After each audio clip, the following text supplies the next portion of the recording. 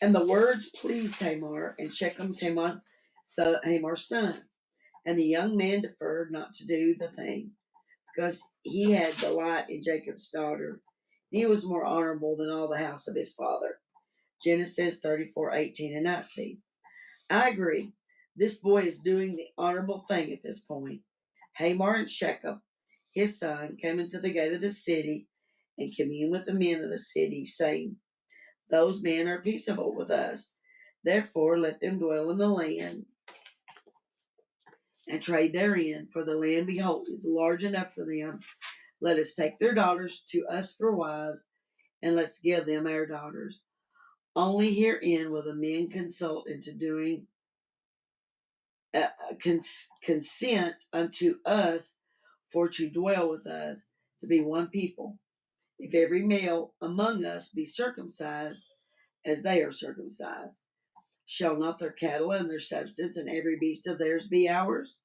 Only let us consent unto them, and they will dwell with us. Genesis 34:20 through 23. In other words, through intermarriage, these men expected to eventually own everything that Jacob had. And under Hamor and unto Shechem, his son, hearkened all that went out of the gate of the city, and every male was circumcised, all that went out of the gate of his city. Genesis 34:24.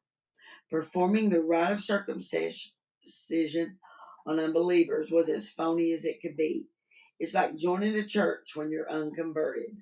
And so this section is entitled Simeon and Levi Slay the Men of Hamor. No, I hate that. As they came to pass on the third day, when they were sore, the two men of sons of Jacob, Simeon and Levi, Dinah's brethren, took each man his sword and came upon the city boldly and slew all the males.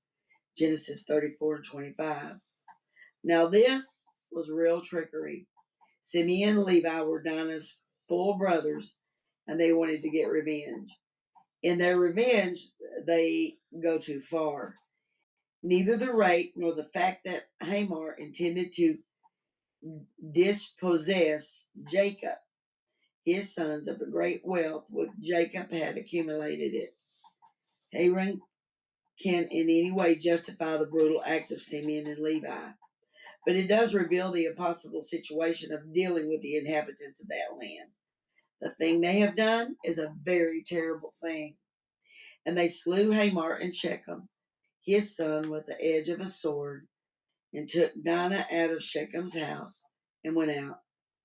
The sons of Jacob came upon the slain and spoiled the city because they had defied their sister. Genesis 34:26 and 27. The other sons joined in on this. This reveals greed in the family of Jacob, and that's not right, in which they had learned in the home of Laban. They took their sheep and their oxen and their asses, and that which was in the city and that which was in the field, all their wealth and all their little ones and their wives, they took them captive and spoiled even all that was in the house. And Jacob said to Simeon and Levi, ye have troubled me to make me to stink among the inhabitants of the land, among the Canaanites and the Perizzites.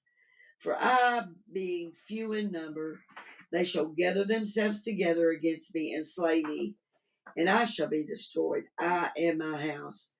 Genesis 34:28. 34:28 through 30. Now, notice something that is obviously wrong here in the life of Jacob. Jacob rebuked Simeon and Levi for giving him a bad name, but he doesn't rebuke them for the sin they've committed. We sometimes get a wrong perspective of a sin and of our actions. We think only of the effect that it's going to have. There are many men and women in our churches who will not take a stand on certain issues. Why? Well, the little crowd they run with may not accept them. They are like a little clique, and they don't dare stand for anything that the little clique wouldn't stand for. It's never a question of whether it's right or wrong. It's a question of whether it ingratitates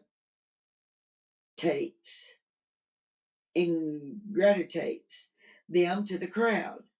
God have mercy on Christians who shape their lives of those around them and who are constantly looking for the effect of their conduct is going to have on others. They don't look on whether this is a right thing or a Christian thing or where, as a child of God, this is something they should or should not do. This is the reason our churches are filled with those who are compromised, and it's little wonder that we have so many frustrated, unhappy Christians today. It's a wonderful thing to stand for truth, and when you stand for it, you don't have to compromise. How wonderful it is when we do that. Poor old Jacob is growing, but he hasn't grown that far. Then these boys, of course, attempt to defend themselves. That was 3:30. Okay, I thought this was the rest of the chapter. Okay. Is it not? No. Let's see. 30. It's through 30. Yeah. And then there's 31 down here. Okay. Is that 31 down there? Okay. Yeah. So that concludes section verses uh, 18 through 30, J. Vernon McGee's commentary. The only thing that Chuck Smith has to say is that the sons, Simeon and Levi, are the sons of Leah, and Leah's sons are going to be the ones causing all the trouble. Yeah. As we go through these chapters, and so I think J. Vernon McGee talked about that, how that it's kind of, this is the problem of multiple marriages and with children that are in them, and the dynamics there, the kind of the problems that happen in mixed families like that. And so with